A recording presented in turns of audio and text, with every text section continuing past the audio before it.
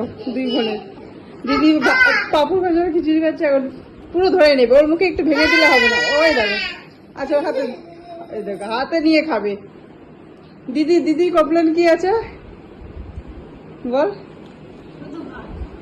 না না সেটা বলছি না, ওর নামে কমপ্লেন কি করলি?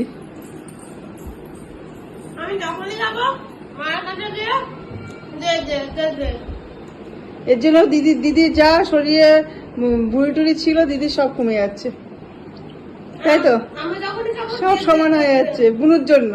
বুনু খেতে দেয় না বলে দিদিকে, বুনুর নামে কমপ্লেন, বুনু দিদিকে খেতে দেয় না। ওই তো ভালো লাগছে, দাও দিদিকে দাও, যাও দিদি ভাইকে দাও। তুমি পাপড় ভাইকে খাবে না তো করি, দাও দিয়ে দাও, দিয়ে দাও, হ্যাঁ দাও দাও।